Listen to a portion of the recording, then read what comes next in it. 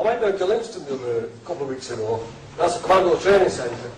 And I came on there 2 or 3 weeks ago. They was doing an article saying the British Army don't back the BNP. So I thought I'll go down there and I was talking to young lads. And there were blokes there who fought in the last war. There was 3,000 ex-Marines down there. And I was talking to quite a lot of them. And not one objected or criticised what we were doing. So all this baloney about us not being accepted and proud of the British, and we are, they do accept us, they appreciate us. But of course, we're fighting against a big propaganda machine that's bloody huge, isn't it? I'm an ex-soldier. I've served 2 tours of Iraq, numerous tours of Northern Ireland, Kosovo, Belize, Cyprus, you know, quite around the world really, you know. This is how governments like to treat us by sending us all to these foreign conflicts. You know, that nothing to do with Britain, which is pretty sad, especially Iraq and Afghanistan. So I'm here basically to talk about the armed forces and how bad we've been treated by the government.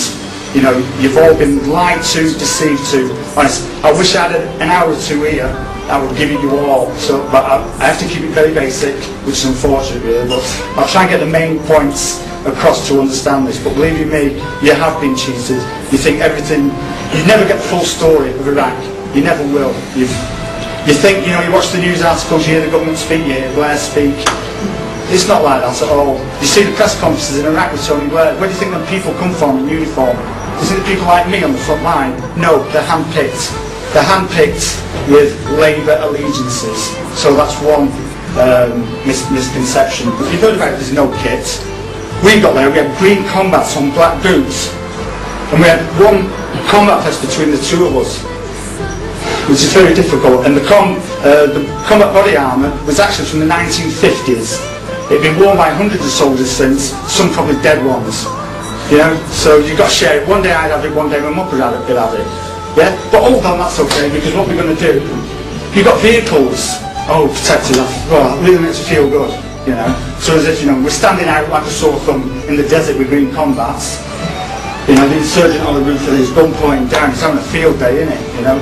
I'll get the one without the body armour today.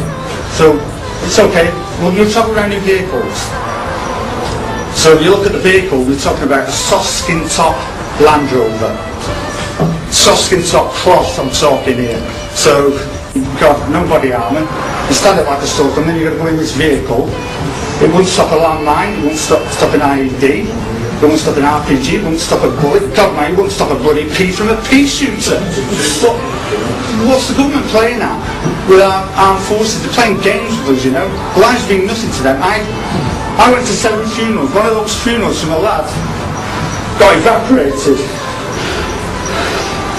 He got evaporated in the Iraqi desert, and you've got the family there. I can't tell them there's nobody in that coffin. We had to weigh sandbags to its exact weight to the soldier and put it in a coffin, you know. And you're at this funeral, you're sharing the grief of the family. You want to tell them all this about body armour, this and tell them what your government's doing, but you can't. They told us not to say anything. They told us not to say anything.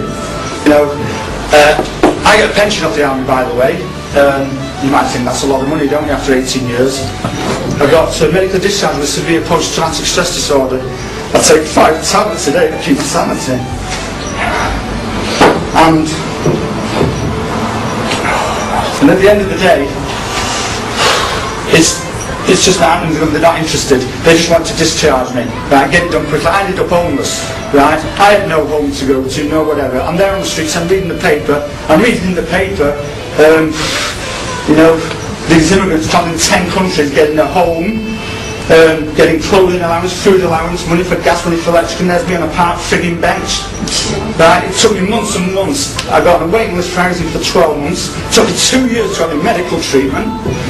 You know, money, it took me for a year and a half to get any money off the MOD, and then when I get it, you know, I'm not embarrassed to tell you what I got from my government for 18 years service and medically discharged for an illegal war they sent me to, you know, in foreign land in a foreign country.